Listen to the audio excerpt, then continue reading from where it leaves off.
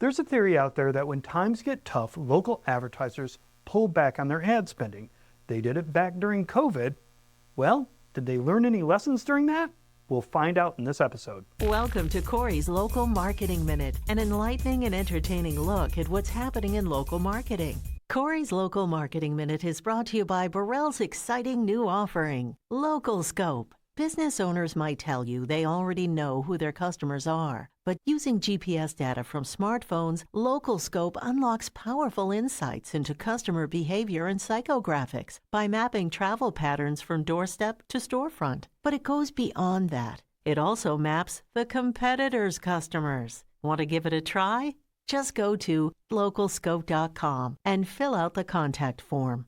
And now, the shaman of local marketing, Corey Elliott. Hello everybody, welcome back to Corey's Local Marketing Minute. I happen to be Corey, which is very fortunate because it really lines up with the name of this thing. Anyway, today I was going to talk about our quarterly barometer, but I kind of got bored of that. So, inspired by a question I got from one of you guys, I kind of looked backward, compared a couple of time periods to right now, and I think there's something happening. If you don't know, our local business barometer is a survey we field every quarter. Ask the same 4 questions so we can trend it. And now the analysis from trending is starting to pay off. Let me show you what I mean. So I want you to come with me on a journey into the past. Specifically, Q4 of 2019. Heady times. When we asked our SMB panel, is the current economic situation excellent, good, or poor to run a small business? 6% of them said poor. Okay. Now let's jump ahead 3 months to Q1 of 2020. You know how many said poor then?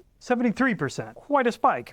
And back here, when we asked them, hey, in the next 6 months, do you think you're going to cut your ad spending? About 1 in 7 said, yeah, I'm going to cut it. You know how many said it here? 1 in 2, roughly. So this is pretty clear cut, right? When fear actually wins, it hits the ad budget in less than a quarter. So let's put that next to today.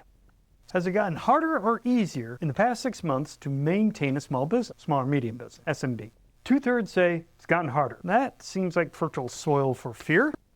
That same group of SMBs, when asked during the next 6 months, are things going to get better or worse for maintaining a small business? 37% said it's going to get worse. That is up 30% the quarter before. Incidentally, the percentages that said it's going to get better went from 25% to 16%.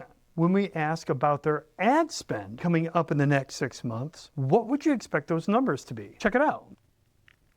The percent that said they were going to increase stayed the same at 17%. Because of all this fear mounting, they must be decreasing, right? Well, about the same. 16% said they're going to decrease in Q1, then 15% in Q2, which means over 60% of them are going to maintain. Now, for you smarty pants out there who are trying to add this up to 100, there's one part I left out, and that was don't know. So that's the difference. Anyway, back to the analysis. So here, what we're seeing is the outlook getting shitty. We cut that, didn't we?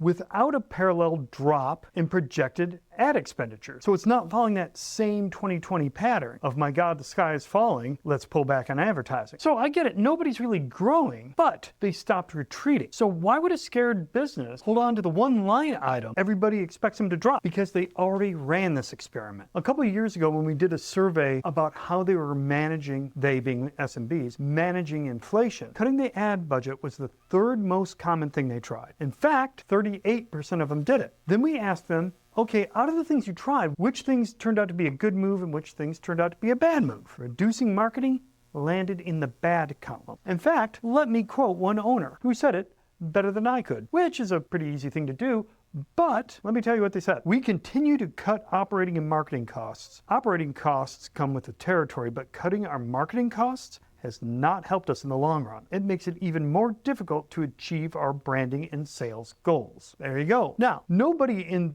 the barometer told us specifically that they were holding their budgets because they learned something from back then. But the evidence suggests. Now, this is saying that the money is still out there. However, it's just not automatically yours.